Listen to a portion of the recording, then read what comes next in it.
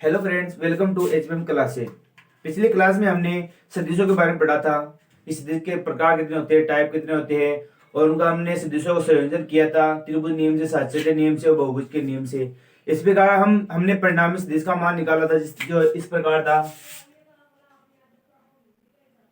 Are परिणामी सदिश था, उसकी जो मान निकाला, समीकरण निकाला था हमने, वो इस प्रकार था। P vector square plus Q vector square plus 2p vector Q vector cos alpha. इस प्रकार हमने निकाला था। तो इसी प्रकार हम क्वेश्चन करेंगे। क्वेश्चन कुछ इस प्रकार है कि क्वेश्चन क्वेश्चन इस प्रकार की दो बल है, दो प्रकार बल है 3p और 2p, और इनका परिणामी बल है वह है r। ठीक है, 3p और 2p दो बल है और इनका परिणामी बल r है। दूसरी इक्वेशन बनेगी, उसमें ये दे रखा है कि जब बल जो F1, जो पहला वन है, इसे हम F1 मान लेते हैं। जो पहला बल है, इसको जब हम दो गुना करते हैं, इसको दो से गुना करते हैं, दो गुना करते हैं, तो जो परिणामी बल R है वो भी दो गुना हो जाता है दूसरी इक्वेशन में। तो इससे हम पहले हम F1 बराबर, जैसे हमारे पास में F1 है, F1 बराबर 3p और F2 बराबर 2p, ये दो बल दे रखे हैं और परिणामी हमका r है, तो इसमें हम इसका मान रखेंगे। तो ये हो जाएगा p वेक्टर और ये हो जाएगा q वेक्टर। ठीक है, इसमें वैल्यू रखेंगे तो r बराबर p vector square, p vector के स्क्वायर की वैल्यू f1 की वैल्यू रखेंगे 3p का होल स्क्वायर लिखेंगे हम, 3p का स्क्वायर। ठीक है, प्लस q वेक्टर का स्क्वायर, उसमें रखेंगे F2 बल, जो दूसरा बल दिया हुआ है हमें 2p का स्क्वायर। ठीक है, आगे इसी प्रकार 2 इंटू p की वैल्यू रखेंगे 3p और q vector value 2p cos alpha. ठीक है, इसे आगे सोल्व करेंगे। ये होगा 9p square plus 4p square plus, इसे करेंगे, इसे इंटू करेंगे, 3 से 2 को इंटू करेंगे 6, और 6 को 2 से करेंगे 12 cos एल्फा। ठीक है, आगे लिखेंगे, आगे रूट को इधर लेके आएंगे, तो ये होगा r square equal to 9p square और 4p स्क्वायर, कितना हो, सॉरी यहाँ पर p स्क्वायर भी आएगा। ठीक है, 9p स्क्वायर और 4p स्क्वायर, तो होगा 13p square plus 12p square cos alpha. ये इक्वेशन फर्स्ट। इसी तरह हमें जो दूसरी कंडीशन दी गई है कि जब हम F1, जो पहला बल है, उसे हम दुगुना करेंगे, तो जो हमारा परिणामी बल है वह भी दुगुना हो जाएगा। तो जो सेकंड कंडीशन दे रखी है वो ये है, इधर लिखते हैं कि F1 को हम दुगुना करेंगे, F1 को, तो ये 6p होगा, तो परिणामी बल जो R दे रखा है वो भी 2R दुगुना हो जाएगा। तो इस प्रकार इसमें रखेंगे R परिणामी बल 2R दे रखा है हमें, 2R इक्वल टू, अब हम 3p स्क्वायर जो पिछले था उसमें रखेंगे p वेक्टर स्क्वायर की वैल्यू रखेंगे 6p का स्क्वायर प्लस F2 की वैल्यू हमें दे रखी है 2p square plus 6p 2p cos alpha. ठीक है, आगे सॉल्व करेंगे इसे। 2r equal to 36p square plus 4p square plus, इसे मल्टीपल करेंगे 24 cos एल्फा। आगे लिखेंगे, अब 2r है हमारे, इसको इधर लेके आएंगे तो होगा 4r square equal to 36p square, और सॉरी यहाँ p स्क्वायर आएगा, 36p square plus 4p square, ये होगा 40p square plus 24p² cos alpha, equation 2। ठीक है, अब आगे हम इसको करेंगे, इक्वेशन 2 से मिलेंगे आगे, एक बार और सोल्व करते हैं इसको। r², जब 4 को हम नीचे ले जाएंगे, 4 से 40 कटेगा तो 10p² और यहाँ पर 6p² cos एल्फा, इक्वेशन 2।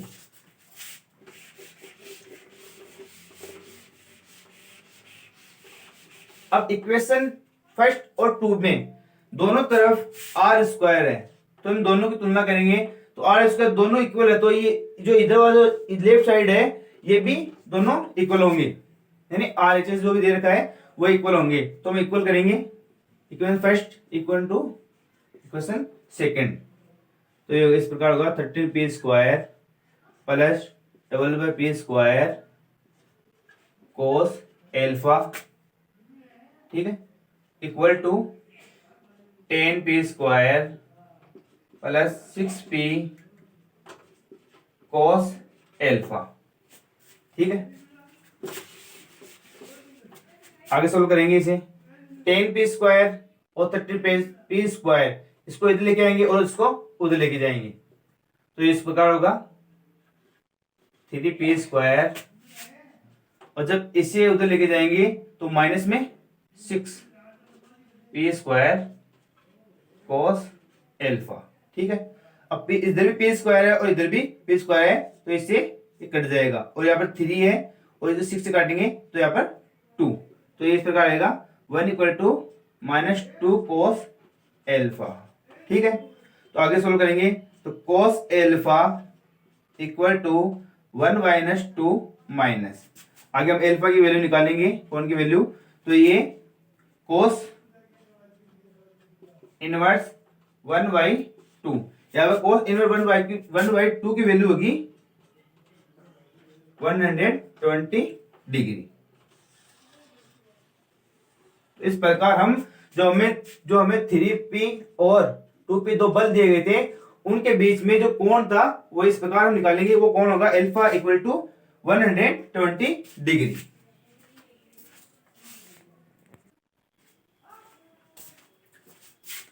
जो ये क्वेश्चन था तो हमने परिणामी सदिश जो निकाला था उसके ऊपर था। अब हम बात करेंगे सदिशों के वियोजन की। संयोजन हमने पहले कर लिया था पिछली क्लास में, अब सदिशों के वियोजन की हम बात करते हैं। यहाँ पर सदिशों के वियोजन की बात करने से पहले हम थोड़ा उसके घट निर्देश तंत्र में जैसे x अक्ष दिशा है, y अक्ष दिशा है, हम उसके घटक कैसे निकाले, यानी जो परिणामी सदिश जो हमें दे रखा है, जैसे ए वेक्टर हमें दे रखा है, तो इसके घटक क्या होंगे, x अक्ष की दिशा में इसका घटक क्या होगा और y अक्ष की दिशा में इसका घटक क्या होगा, z अक्ष की दिशा में इसका घटक क्या होगा। तो इसलिए हम एक छोटा सा निर्देश तंत्र बनाते हैं।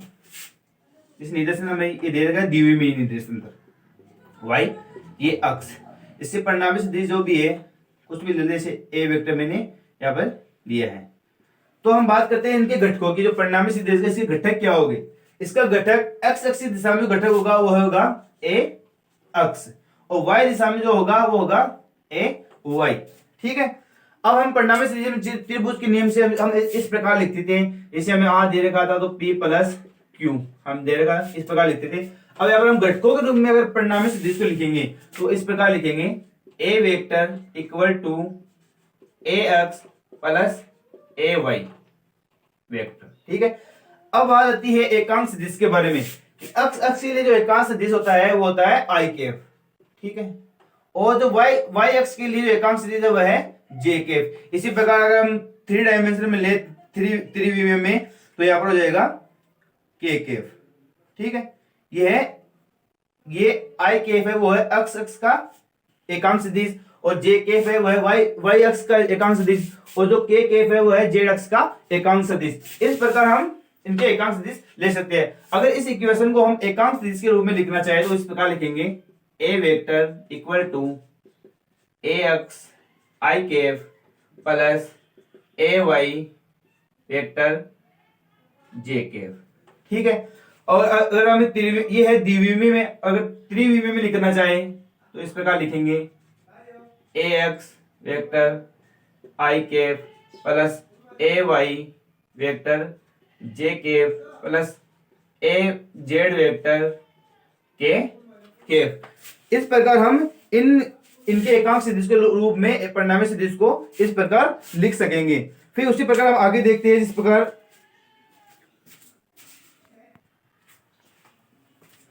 अब इसी प्रकार हम सदिशों के वियोजन की बात करें तो सदिशों का वियोजन दो प्रकार से होगा। एक तो होगा द्विविमीय वियोजन और एक होगा त्रिविमीय वियोजन।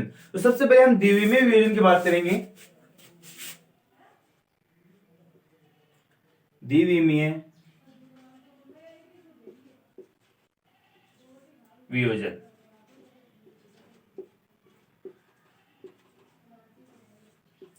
द्विविमीय वियोजन में हम अगर हमें एक ऐसा निर्देशांतर ले, यह द्विविमीय निर्देशांतर y अक्ष, यह अक्ष, ठीक है। इसमें हम परिणामी सदिश ए वेक्टर लेते हैं और आगे इसमें देखिए मूल बिंदु उसका ओ। हम यहां से लंब इसमें डालते हैं, ये हो गया बिंदु पी, ए कर्ण पी यहां पर, तो इसके बाद डालते हैं पी एम और यहां से लंब डालते हैं वाई एक्स पर पी एन, ठीक है। अब आगे हम इनके घटकों की बात करेंगे। तो यहाँ पर ये कोण थीटा और ये कोण थीटा, ठीक है।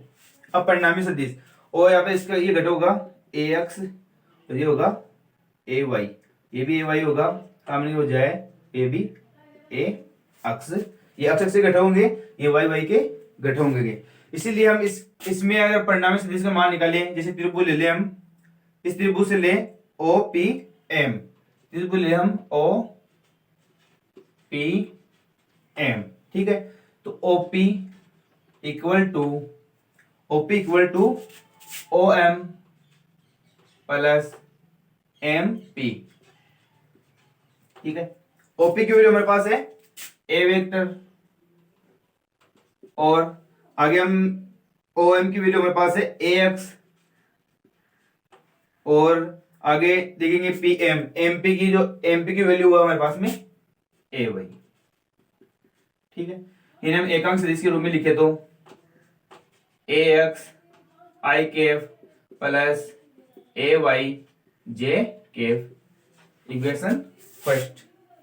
अब ये तो हो गया हमारा परिणाम। अब इस परिणाम का अगर हम जो परिणामी सदिश दे रखा है, ये हो गया इसका परिणामी सदिश का मान। अगर हम परिणामी सदिश का परिमाण निकालना चाहें तो वो इस प्रकार निकालेंगे। इसे ए वेक्टर में दे रखा है और रूट में जो अक्ष से घटक दे रखा है ए एक्स, उसका स्क्वायर प्लस और जो वाई अक्ष का घटक दे रखा है ए वाई का स्क्वायर। इस समीकरण के इस इक्वेशन के द्वारा हम उनके घटकों का उस जो परिणामी सदिश दे रखा है उसका हम परिमाण निकालेंगे।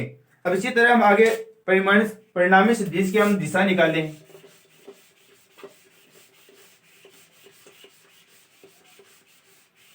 दिशा निकालने के लिए सबसे पहले हम कौन यहाँ पर थीटा है त्रिभुज ओएमपी से, त्रिभुज ओएमपी से यहाँ पे ले हम कोस थीटा अक्ष के लिए cos theta equal to cos theta. पिछली वीडियो में बताया था क्लास में कि लाल बट्टा कक्का इस फॉर्मूले से, तो बीच में है जो कोस थीटा, ये साइन, ये है टेन, ठीक है। कोस थीटा लेंगे आधार बट्टा कर्ण, इसमें आधार क्या है ओएम, ओएम और कर्ण क्या है ओपी, ओपी। इनकी वैल्यू रखेंगे। ओम की वैल्यू अक्ष के लिए ए अक्ष और ओपी की वैल्यू है परिणामी सदिश ए वेक्टर, ठीक है। इनको आगे लिखेंगे तो ए वेक्टर हम इधर लेके आएंगे कोस थीटा के मल्टीपल में, तो X equal to A vector cos theta, equation first, ठीक है। आगे दूसरा देखेंगे हम त्रिभुज ओपीएन से, ओपीएन, ठीक है, ओपीएन। इसमें लेंगे हम y घटक के लिए लेंगे साइन थीटा, तो sine theta equal to sine theta, यहां से लेंगे लाल बट्टा कक्का लंब, लंब जो कोण के सामने वाली भुजा है वो होती है लंब, तो लंब है यहां पर ए वाई बट्टा ए वाई और कर्ण इसमें क्या है लाल बट्टा कक्का, लंब बट्टा कर्ण, कर्ण क्या है ओपी। इसमें वैल्यू रखेंगे हम सॉरी मैंने वैल्यू पहले रख दिया आपको, ठीक है।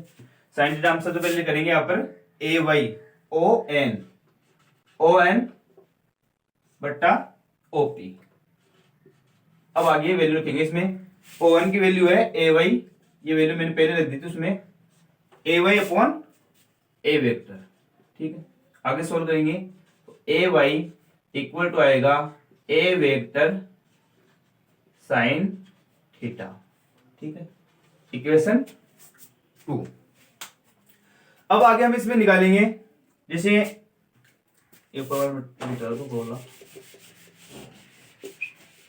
हमें परिणामी सदिश की दिशा निकालनी है, तो परिणामी सदिश की दिशा निकालने के लिए हम समीकरण 2 का भाग 1 में देंगे, ठीक है। हम समीकरण 2 में 1 का भाग देंगे, तो इस प्रकार लिखेंगे, समीकरण 2 में इक्वेशन 2 में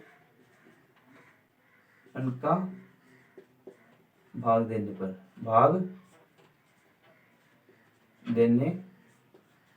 पर, ठीक है, भाग देंगे तो ए वाई अपॉन ए एक्स, ठीक है, equal to A vector sign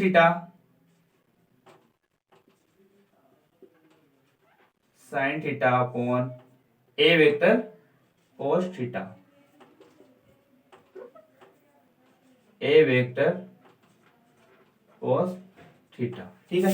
A vector से ए वेक्टर कैंसिल हो जाएगा, और साइन थीटा अपॉन होता है, sine theta upon cos theta होता है टेन थीटा। तो आगे सोल्व करेंगे, theta equal to tan inverse A Y upon A X, ये हो जाएगी परिणामी सदिश की दिशा, ठीक है।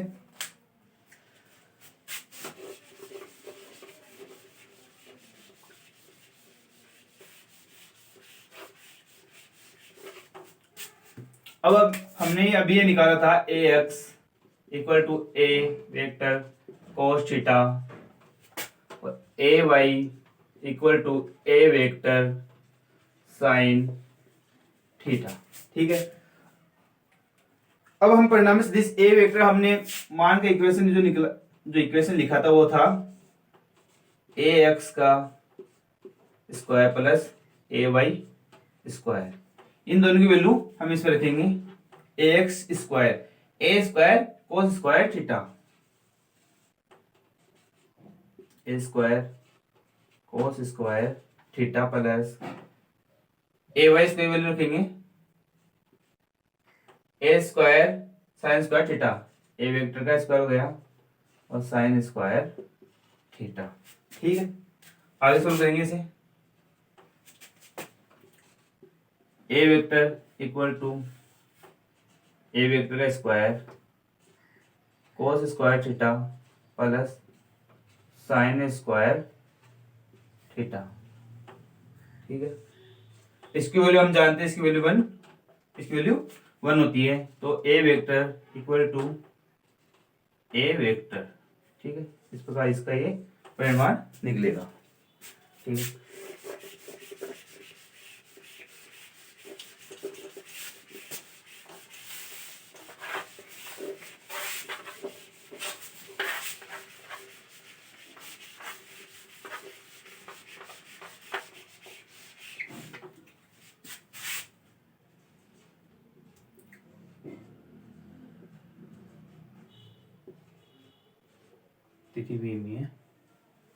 वियोजन, अभी हमने वियोजन की बात की थी, उस वियोजन में हमें द्विविमीय वियोजन की बात की थी।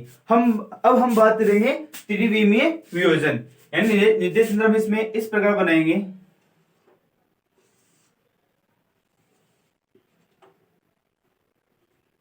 ये है एक्स अक्ष, ये है वाई अक्ष, ये है जेड अक्ष, ठीक।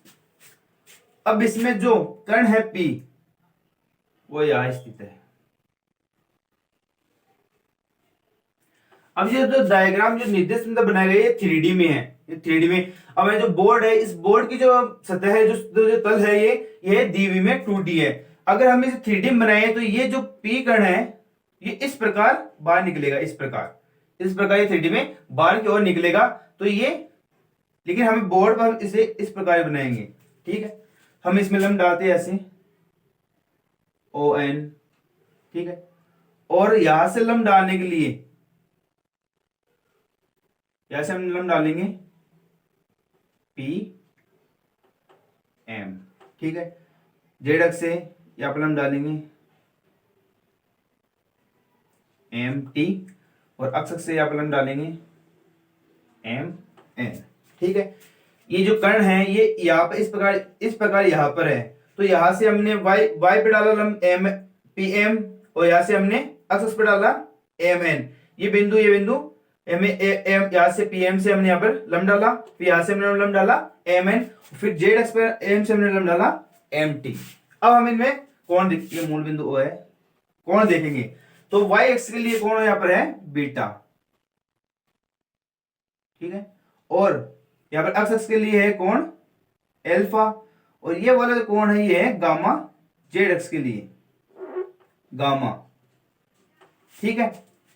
अब इनके घटक देखते हैं। तो घटक y अक्ष का घटक है, जो y अक्ष का घटक है वह है AY। तो जो ये है ये भी इसके लंबवत, ये इसके समांतर, ये और ये दोनों समांतर है, ये और ये दोनों समांतर है।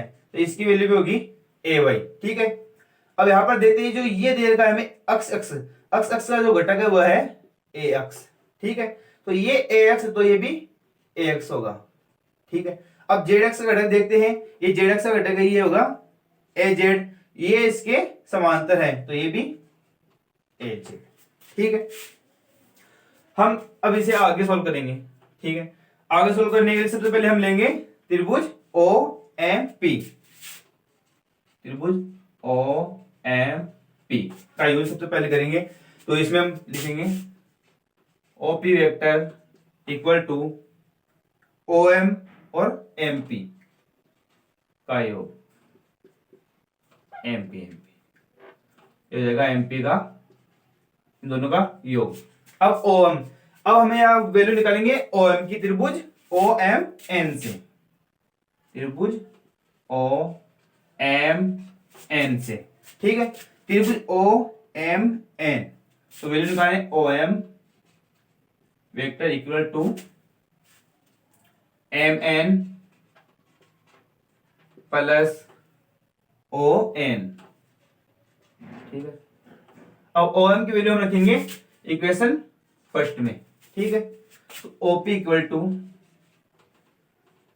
OM की वैल्यू है MN vector plus ON vector plus MP vector, इन तीनों पर वेक्टर है। अब हम इनकी वैल्यू रखेंगे OP वेक्टर।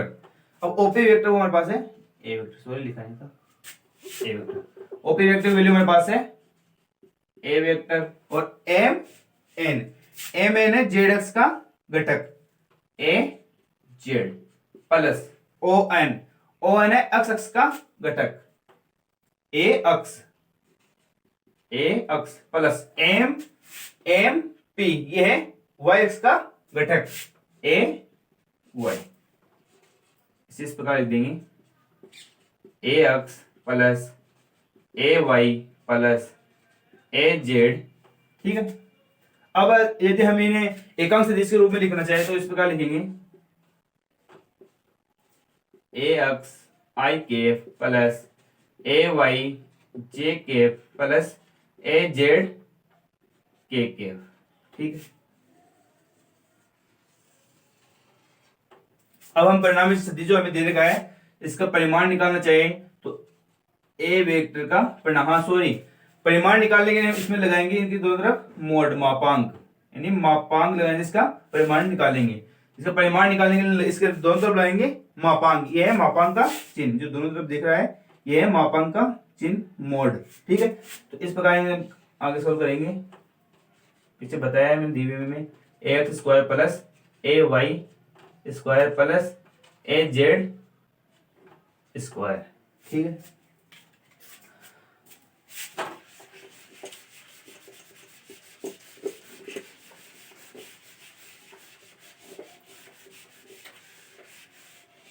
दीवे में मैंने मोड़ नहीं लगाया, वो मोड़ भी लगेगा ही, ठीक है। अब आगे हम निकालते हैं जो कोण दे रखे हैं इनके मान निकालेंगे। तो इनके मान निकालने सबसे पहले हम लेंगे एल्फा, कोस एल्फा निकालेंगे सबसे पहले, कोस एल्फा त्रिभुज ओ एम पी से। त्रिभुज ओ एम से कोस एल्फा निकालेंगे तो हमारे पास आएगा ए एक्स अपॉन ए वेक्टर, ठीक है, ए एक्स अपॉन ए वेक्टर। जिस प्रकार में द्विविमीय में निकाला था उसी प्रकार इसमें भी त्रिभुज लेके निकालेंगे, त्रिभुज ओ एम पी से। त्रिभुज लेते हैं इसमें, त्रिभुज ओ एम पी, ठीक है। आगे सॉल्व करेंगे, ए एक्स की वैल्यू आएगी a x equal to A vector cos alpha, ठीक है, इसको देते ए, ठीक है। इसी प्रकार हम आगे निकालेंगे ए वाई की वैल्यू, ए वाई की वैल्यू निकालेंगे ओ पी एन से। ए वाई की वैल्यू निकलेगी उसमें कोस बीटा के लिए ए वाई अपॉन ए वेक्टर, ये आधार होगा और ये कर्ण ए वेक्टर, ठीक है। इसमें त्रिभुज होगा ओ पी एन, ओ त्रिभुज ओ पी एन, ठीक है। तो ए y equal to A vector cos beta, ठीक है। अब इसी तरह हम इसके लिए निकालेंगे ए जेड, तो ए जेड की वैल्यू भी इसी तरह आएगी इसमें, a z equal to A vector cos gamma, इसमें कौन दे रखा है गामा, तो हम इस त्रिभुज निकालेंगे ओ एम पी से, ठीक है। अब हमारे पास में ए एक्स ए वाई और ए जेड की वैल्यू हमारे पास में आ गई है। तो इस इन तीनों की वैल्यू हम इस समीकरण में रखेंगे। अगर सोल्व करते इसे, मोड ए वेक्टर, ठीक है, ए एक्स की वैल्यू कहेंगे ए वेक्टर का square cos square alpha plus a vector का square cos square beta plus a vector का स्क्वायर कोस स्क्वायर गामा, ठीक है।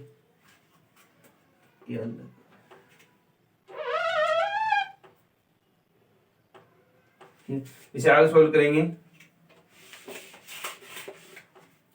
इसे हम आगे सॉल्व करेंगे तो इसमें देखिए हमारे पास बच जाएगा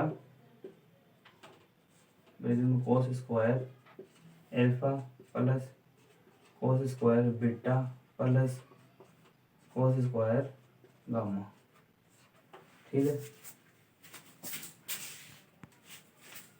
अब आगे सॉल्व करेंगे इसे, तो ये रूट इधर आ जाएगा इसके ए स्क्वायर इक्वल टू ये हो जाएगा ए स्क्वायर, ठीक है।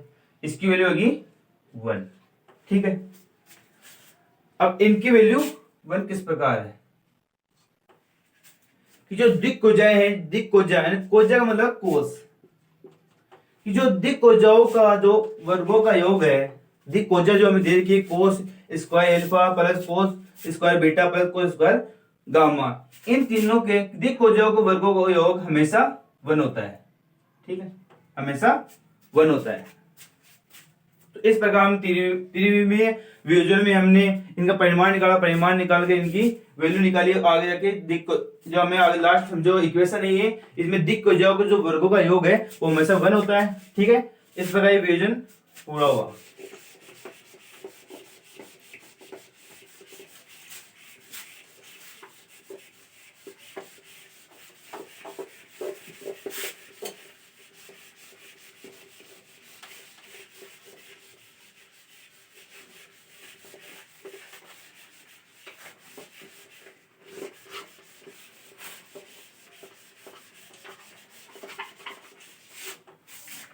इसी तरह हम इनमें भी एक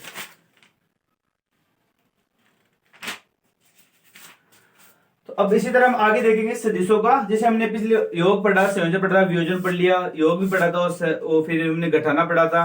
इसी तरह हम सदिशों का हम गुणनफल पढ़ेंगे। अब सदिशों का गुणनफल,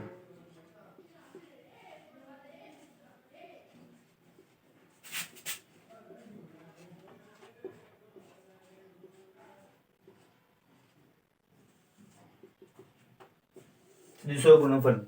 अब सदिशों का गुणनफल हम जो पढ़ेंगे प्रोडक्ट ऑफ वेक्टर।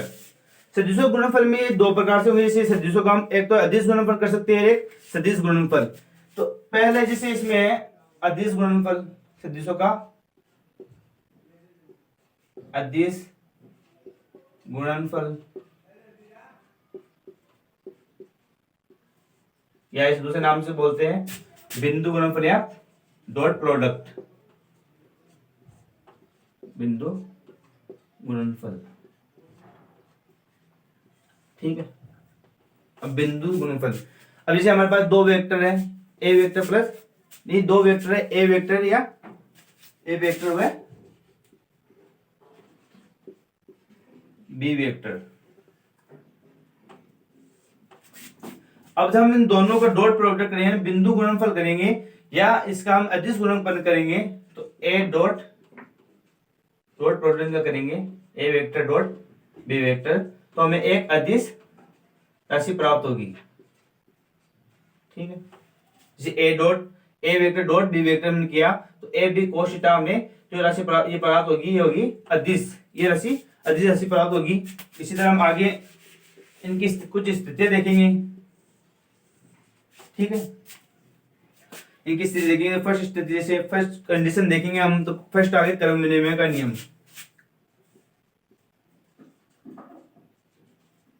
क्रम विनिमय का नियम।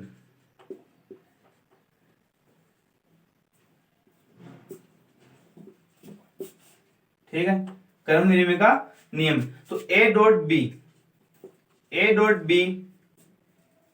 Equal to B dot A, ये दोनों इक्वल हो गए, तो हम ए डॉट बी निकाले, A B cos theta equal to B A cos theta.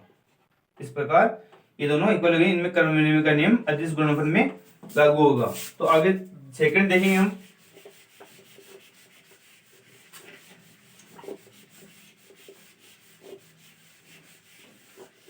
जब जो थीटा दे रखा है ए डॉट बी करने पर जो कोस थीटा, हमें कोस थीटा प्राप्त हुआ, अगर इसमें सेकंड कंडीशन में ये होगा थीटा इक्वल टू 90 डिग्री हो। ठीक है, तो आगे सवाल इसे देखेंगे, a vector dot b vector equal to a b cos theta, theta क्या जाएगा 90। ठीक है, a vector B vector equal to a B cos 90, cos 90 की वैल्यू होती है 0 0, तो a vector dot b vector equal to हो जाएगा 0। यानी जो सदिश, जो दो वेक्टर है, समकोणी वेक्टर है, यानी जो दोनों सदिश, दोनों जो वेक्टर है ये लंबवत है, एक दूसरे के लंबवत है, तो इनकी वैल्यू होगी, वो होगी 0। ठीक है, इसी प्रकार हम एकांक सदिश में देखें, तो एकांक सदिश हमारा त्रिविम रूप है, एकांक सदिश हो गया आई केफ जे केफ और के केफ। अगर हम इनमें देखें तो इनमें देखेंगे, अगर आई केफ और जे केफ दोनों समकोणी हैं, दोनों लंबवत हैं, तो इनकी वैल्यू जब हम देखेंगे तो आई केफ डॉट जे केफ, तो इनकी वैल्यू, और इसी तरह हम जे और के की देखेंगे, j cap equal to dot j cap dot k cap equal to के केफ डॉट एन,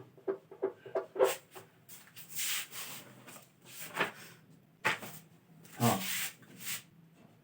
आई केफ डॉट के केफ, इनकी वैल्यू जो प्राप्त होगी हमें वह 0 प्राप्त होगी। इसी तरह में इन्हें ऐसे लिखेंगे इस तरीके से, जे केफ आई केफ इक्वल टू के केफ dot j cap equal to के केफ डॉट आई केफ। ठीक है, इनकी वैल्यू भी 0 होगी। ठीक है,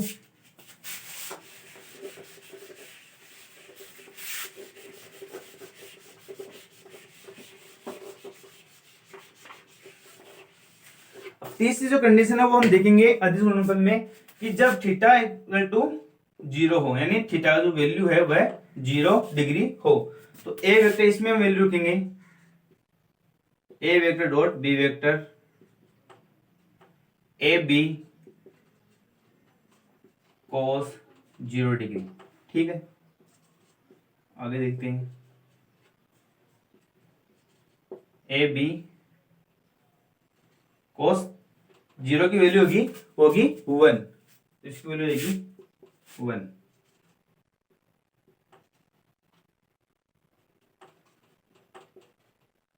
अब इस प्रकार इससे हम ये कह सकते हैं कि ए वेक्टर डॉट बी वेक्टर, यानी ए वेक्टर और बी वेक्टर का अदिश गुणनफल करने पर जो में उनका परिमाण प्राप्त होता है वह दोनों एक दूसरे के गुणनफल में होते हैं। ठीक है, इसी तरह हम आगे देखेंगे।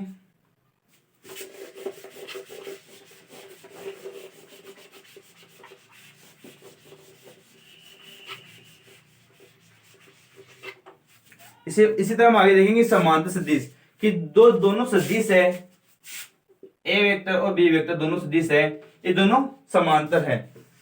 जब समांतर हो गए, समांतर होने पर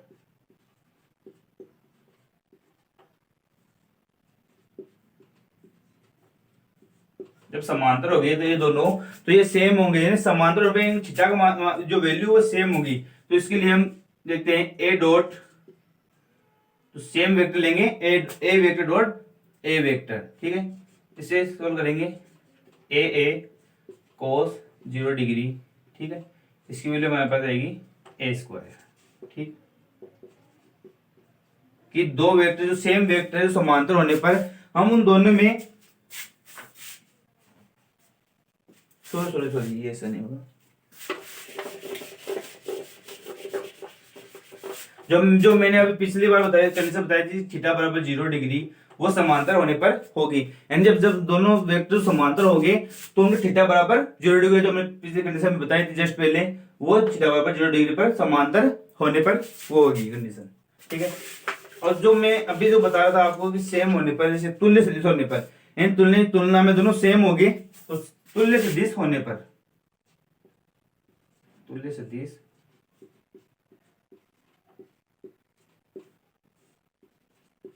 होने पर, ठीक है, ये तुल्य सदिश हमने दे दी ए वेक्टर, तो इन दोनों का हम सोल्व करेंगे, तुल्य समान है तो हमारे पास आएगा ए स्क्वायर। इन दो तुल्य सदिशों का अदिश गुणनफल करने पर उनका परिमाण उसके वर्ग के बराबर होता है, इसका वर्ग दे दिया। इसी तरह हम आई जे के में देखें, जैसे हमारे पास आई जे के है, आई जे के, इनका देखें तो हम सबसे पहले करेंगे सेम तुल्य सदिश लेंगे आई डॉट आई, ठीक है, equal to J dot J, ठीक है, के डॉट के, इनके केफ लगेगा। ठीक है, तो इनकी जो वैल्यू होगी वो होगी 1। ठीक है,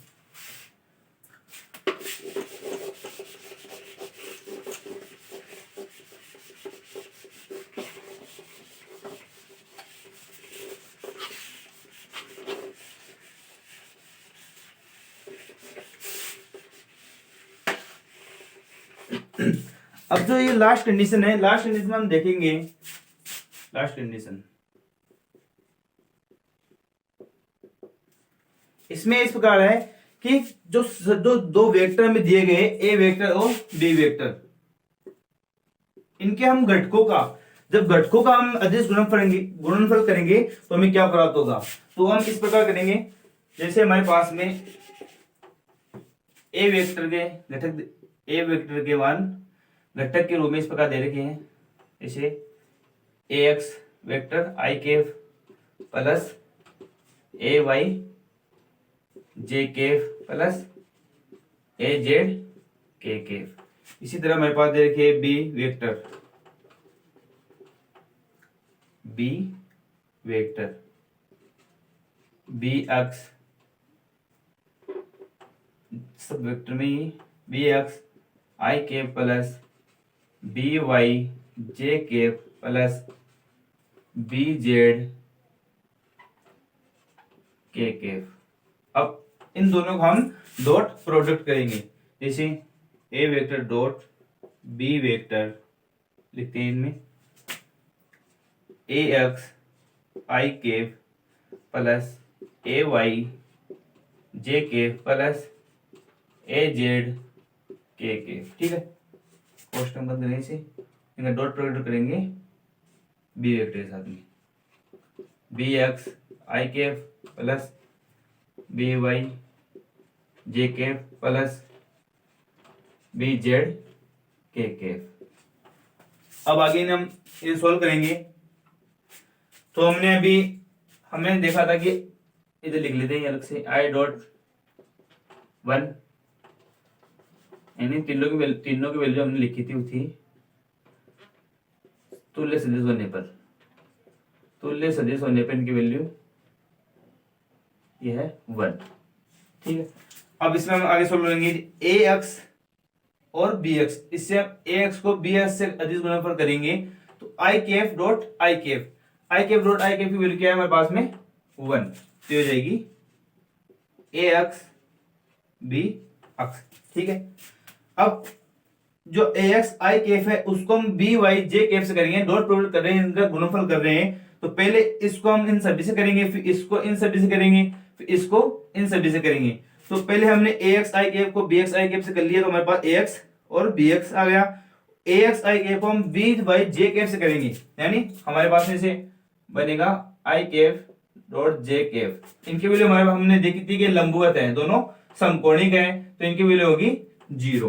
ठीक है, तो ए एक्स आई केफ और बी वाई जे केफ की वैल्यू होगी जीरो। ठीक है, आगे देखेंगे ए एक्स आई केफ और बी जेड के केफ की वैल्यू हमारे पास है, जैसे हमने देखा था आई केफ और के केफ, इनकी वैल्यू थी जीरो, तो इनकी वैल्यू भी हो जाएगी जीरो। ठीक है, फिर आगे देखते हैं ए वाई जे केफ और बी एक्स आई केफ। अब जे केफ और आई केफ इसकी वैल्यू भी होगी, जैसे हमने उसमें देखा था जे केफ आई केफ की वैल्यू होगी जीरो। ठीक है, तो इनकी वैल्यू भी हो जाएगी जीरो। अब ए वाई जे केफ और बी वाई जे केफ को करेंगे तो इनकी वैल्यू जे केफ डॉट जे केफ की वैल्यू होगी वन। ठीक है, तो ये आएगा हमारे पास में ए वाई बी वाई। ठीक है, अब आगे देखते हैं, अब ए वाई जे केफ और बी जेड के केफ। अब जे केफ डॉट के केफ यह होगा हमारे पास में जे केफ डॉट के केफ की वैल्यू होगी जीरो। ठीक है, अब आगे ए जेड के केफ को हम करेंगे बी एक्स आई केफ से, के केफ डॉट आई केफ होगा जीरो। ठीक है, आगे करेंगे ए जेड के केफ बी वाई जे केफ, के केफ डॉट के केफ भी जीरो होगा। ठीक है, ए जेड के केफ और बी जेड के केफ इन दोनों डॉट करेंगे तो हमारे पास आएगा ए जेड बी जेड, यानी के केफ डॉट के केफ की वैल्यू होगी हमारे पास में वन। ठीक है, इस प्रकार हम दो सदिशों के घटकों का अदिश गुणनफल करेंगे तो हमें ये इक्वेशन प्राप्त होगी। ठीक है,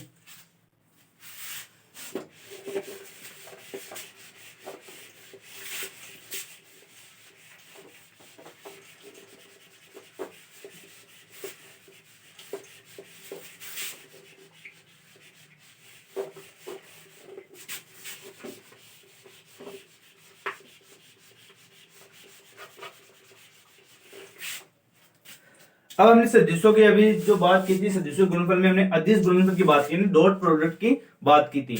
अब इसके अलावा हम अगर इनके हम और भी उदाहरण देखना चाहिए, जैसे अदिश गुणनफल के, जैसे हमें और भी हमारे फिजिकल क्वांटिटी जो हमारे पास में भौतिक राशि और भी है, जैसे हम देख ले कार्य हमारे पास में जो वर्क है, हमने वर्क किया, जो वर्क डब्लू है वह बल और विस्थापन का जो अदिश गुणनफल है उसके बराबर होगा। ठीक है, ऐसे कुछ एग्जाम्पल और भी है, तो हमारे पास ये हमने एग्जाम्पल दिया है। ठीक है, अब इसी तरह हम सदिशों, जैसे हमने सदिशों का अदिश गुणनफल किया उसी तरह हम सदिशों का सदिश गुणनफल करेंगे। ठीक है, तो हम लिखेंगे सेकंड सदिशों का सदिश गुणनफल करते हैं। ठीक है, सदिश गुणनफल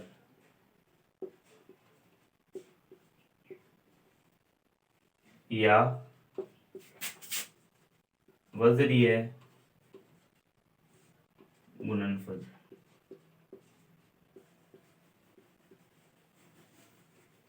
ठीक है, वज्रीय गुणनफल, उसमें हमने बिंदु गुणनफल किया था वो डॉट प्रोडक्ट, और यहाँ पर वज्रीय, वज्रीय का मतलब क्रॉस प्रोडक्ट, यानी क्रॉस गुणनफल करेंगे इसमें हम ऐसे मान लीजिए, जैसे हमारे पास में ए वेक्टर हमने सदिश गुणनफल किया इसका और बी वेक्टर, तो हमें जो वैल्यू प्राप्त होगी वो होगी ए बी साइन थीटा, यानी क्रॉस प्रोडक्ट में हमें साइन थीटा होगा और डॉट प्रोडक्ट में कोस थीटा, जो हमने पिछले लिखा था।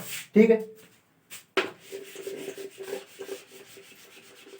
अब यदि हम सदिश गुणनफल को नियमों से देखें, जैसे हमारे दाहिने हाथ का नियम है, तो उसमें हम देखते हैं जैसे हमने ए वेक्टर से हम बी वेक्टर के क्रॉस करेंगे, तो हम जब हम किसी छड़ को पकड़ेंगे, जैसे हमने मार्कर पकड़ा है, तो ए से बी की तरफ इसका हम क्रॉस प्रोडक्ट करेंगे, तो जो हमें परिणामी सदिश प्राप्त होगा वो ऊपर की ओर प्राप्त होगा।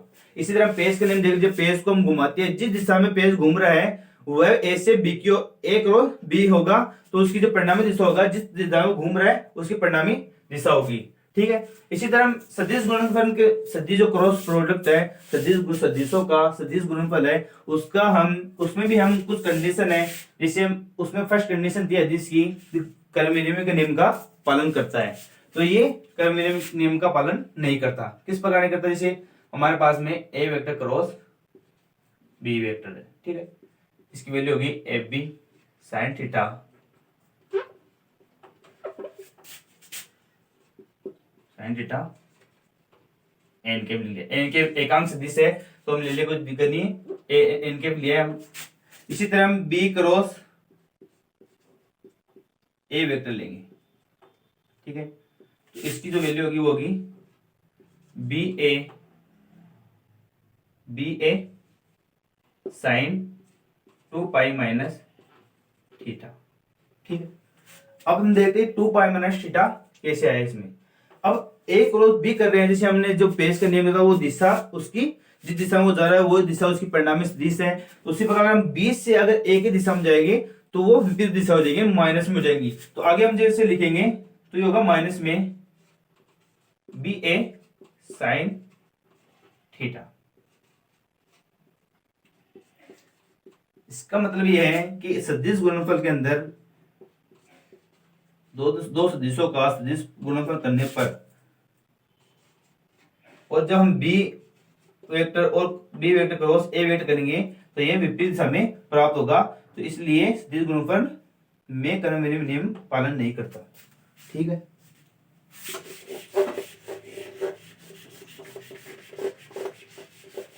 अब जैसे हमने ये थोड़ा ये बता दूं आपको मैं, जैसे 2 पाई माइनस थीटा हमने लिखा था।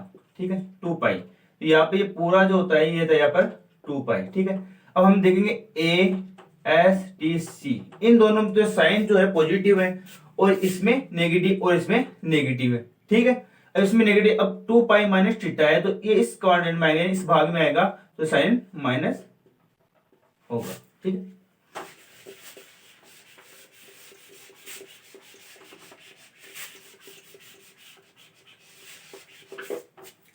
अब इसी तरह हम जैसे थीटा, सेकंड कंडीशन ये है, जब थीटा बराबर हम 90 डिग्री ले, तो हमारे पास है a vector cross B vector equal to a b sine theta. ठीक है, अब साइन थीटा में 90 रखेंगे, तो ए बी साइन 90, तो साइन 90 की वैल्यू हमारे पास है होगी 1, साइन 90 की वैल्यू हमारे पास होगी 1, तो ये होगा ए बी। ठीक है,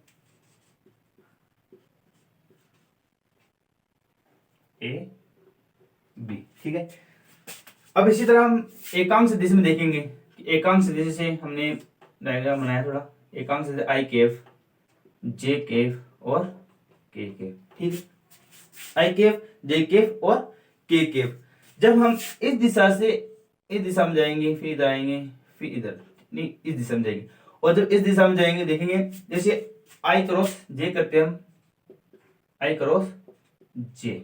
ठीक है, ये दोनों लंबवत हैं, आई क्रॉस जे करेंगे तो इनमें जो वैल्यू प्राप्त होगी वो होगी प्लस का के। ठीक है, इसी प्रकार हम जे क्रॉस के करते हैं तो हमें वैल्यू प्राप्त होगी आई के।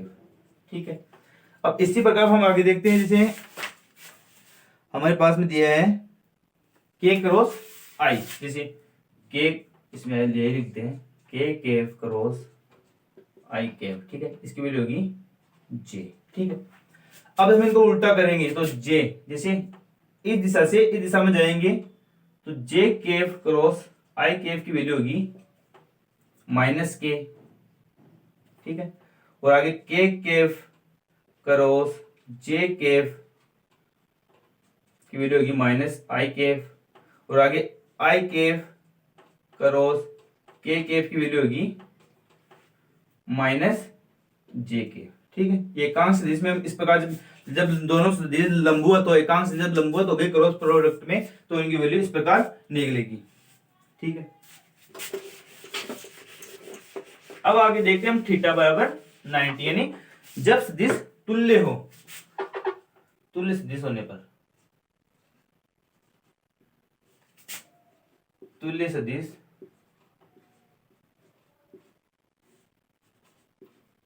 होने पर थीटा बराबर हमारे पास होगा 0 डिग्री। ठीक है, तुल्य सदिश जैसे आई क्रॉस आई है, तो तुल्य सदिश पर हमें जो वैल्यू जो कोण के जो थीटा मिलेगा, कोण मिलेगा, वो मिलेगा 0। ठीक है, तो a vector cross B vector equal to a b sine theta.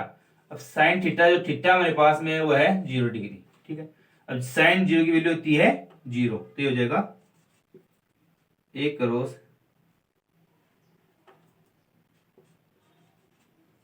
B 0। ठीक है, अब तुल्य सदिश, अब हम तुल्य लेने के लिए हम दोनों सेम लेंगे वेक्टर।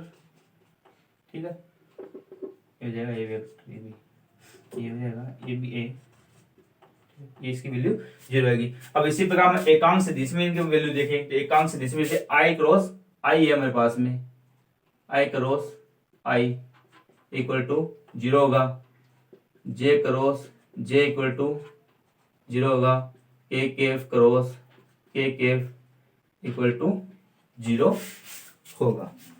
ओके, अब आगे हम देखते हैं जो इनकी घटक है, इन घटकों का हम क्रॉस प्रोडक्ट करेंगे। घटक जैसे हमारे पास दो वेक्टर है, ए वेक्टर, इसके घटक है ए एक्स आई केफ प्लस ए वाई जे केफ प्लस ए जेड के केफ। इसी तरह बी के लिए लेंगे हम, बी वेक्टर के लिए बी एक्स आई cap plus B Y J cap plus B Z K केफ। अब जैसे हमने सदिशों के गुण अदिश गुणनफल के अंदर हमने जो डॉट प्रोडक्ट था, उसमें हमने सदिशों घटक हैं उनका हमने डॉट प्रोडक्ट किया था। अब इसी तरह हम सदिशों का सदिश गुणनफल है यानी क्रॉस प्रोडक्ट है, क्रॉस प्रोडक्ट में भी हम इन घटकों का जो ए और बी वेक्टर जो हमें दे रखे हैं, इनकी घटकों का हम क्रॉस प्रोडक्ट करेंगे। तो इस प्रकार हो ए वेक्टर क्रॉस बी वेक्टर। ठीक है, इनकी वैल्यू रखेंगे, तो ए एक्स आई केफ प्लस ए वाई जे केफ प्लस ए जेड के केफ। ठीक है, क्रॉस प्रोडक्ट करेंगे इनका, बी एक्स आई cap plus B Y J केफ। आगे थोड़े से इसे साफ कर दीजिए जरा, ये वैल्यू अभी हमारे काम आएंगे इसलिए इनको रखना जरूरी है। ठीक है, प्लस बी जेड के केफ। ठीक है, अब आगे हम सोल्व करते हैं। अब जिस देखिए ए एक्स आई केफ का क्रॉस करेंगे बी एक्स आई केफ से।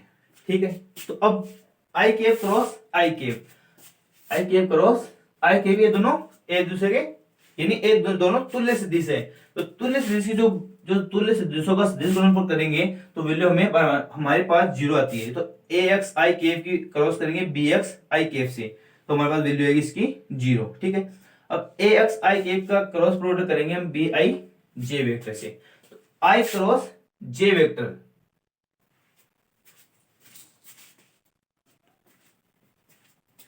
आई क्रॉस जे वेक्टर, आई क्रॉस जे वेक्टर वैल्यू हमारे पास क्या है के।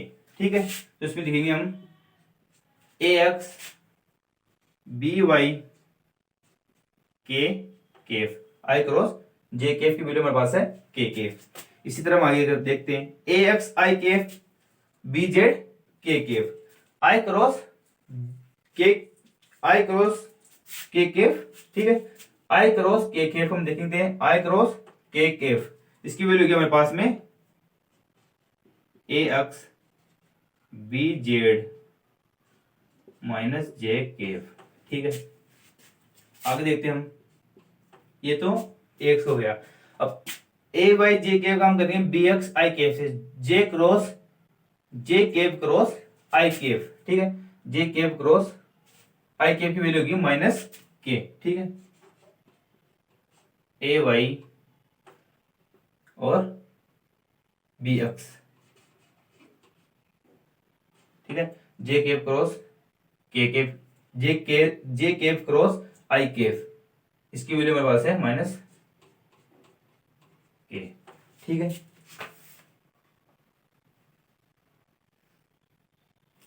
अब आगे देखते हैं, क्या लेते हैं हम, प्लस, ठीक है, ए वाई हमने इससे कर लिए, ए वाई जे केफ क्रॉस बी वाई जे केफ। अब जे केफ क्रॉस जे केफ, इसकी वैल्यू होगी मेरे पास में 0, ठीक है, 0 हो गई।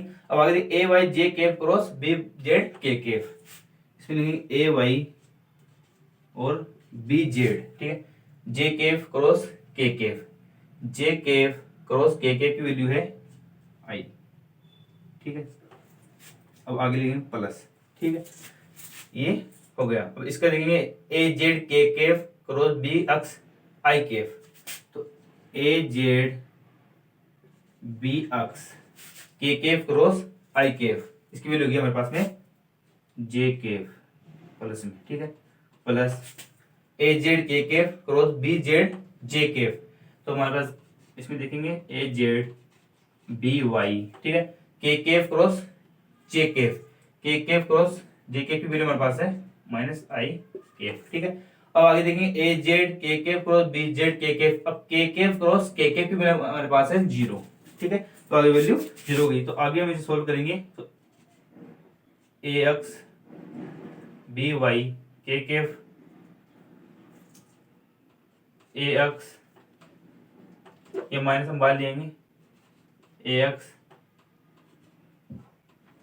बी जेड जे केफ, ठीक है, आगे ये माइनस बाहर ले आएंगे तो माइनस हो गया ए वाई बी एक्स, ठीक है, आगे इसमें आगे इसे देखेंगे, ये लिख लेते नीचे ए वाई बी जेड प्लस ए जेड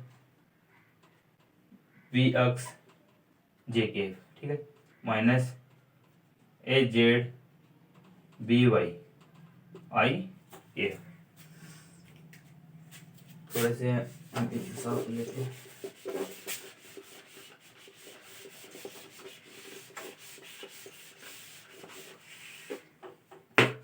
आगे देखते हैं हम इक्विवेलेंट क्या हमारे पास में, A vector cross B vector हम कर रहे थे, तो आगे देखेंगे।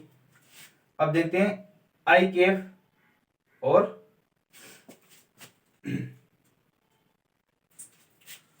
आई केफ, ये आई केफ यहाँ पर नहीं लिखा, आई केफ और आई केफ, इन दो आई केफ को कॉमन लेंगे ऐसे, तो ए वाई बी जेड माइनस ए जेड बी वाई, ठीक है, ये हो जाएगा आई केफ। अब इसी तरह हम जे केफ को लेंगे कॉमन, जे केफ यहाँ पर है और जे केफ यहाँ पर, तो ये हो जाएगा प्लस ए जेड बी एक्स, ठीक है, माइनस यहाँ पर माइनस है तो ए एक्स बी जेड कॉमन आएगा, ठीक है। अब देखिए के केफ यहाँ पर है और ए के केफ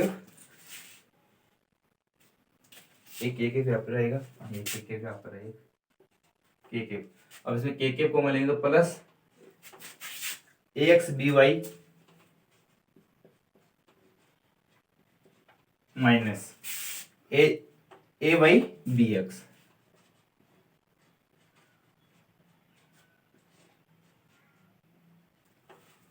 इसी तरह मैं इस तरह मैंने जो हमें सदिशों के घटकों का हमने प्रोडक्ट सदिश गुणनफल जो हमने किया है उसे हम एक सारणी के रूप में भी लिख सकते हैं। सारणी के रूप में लिखने के लिए a cross a cap cross नहीं a vector cross B vector equal to सारणी के रूप में लिखे तो हमारा आई जे केफ हमें तीनों दे रखे हैं, तो आई केफ जे केफ और के केफ। ठीक है, तो आगे हम देखेंगे ए एक्स बी वाई हमें दे रखा है,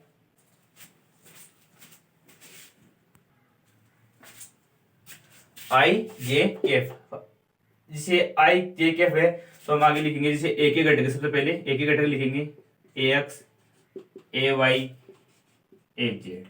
ठीक है, और बी बी के घटक लिखेंगे सारणी को इधर पे लगाएंगे B X B Y B Z. ठीक है, अब जैसे हम इस सारणी को वापस सोल्व करेंगे तो हमारे पास ये इक्वेशन आएगी।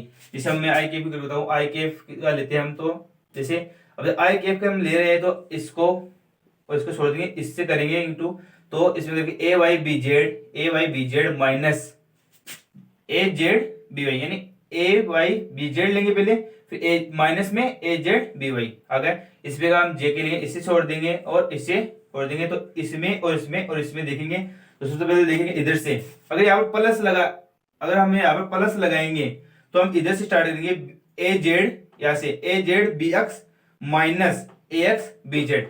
अगर हमने यहाँ माइनस लगा देंगे तो यहाँ से स्टार्ट करेंगे ए एक्स बी जेड, है ना, और दूसरा हो जाएगा ए जेड, जैसे ए जेड बी एक्स तो हमारे पास आ गया, तो पहले आ जाएगा या माइनस कॉमन लेंगे हम, बार माइनस आएगा तो ये तो हो जाएगा माइनस में, ये हो जाएगा प्लस में, अगर यहाँ पर माइनस लेना है तो, नहीं तो ये भी ठीक है, अगर ये लेना है तो ऐसे स्टार्ट करेंगे ए जेड बी एक्स, ठीक है, फिर माइनस ए एक्स बी जेड। ठीक है, अगर यहाँ पर हमने माइनस ले लिया, पहले माइनस आ गया तो हम यहाँ से करेंगे ए एक्स बी जेड, ठीक है, और फिर माइनस में करेंगे ए जेड बी एक्स।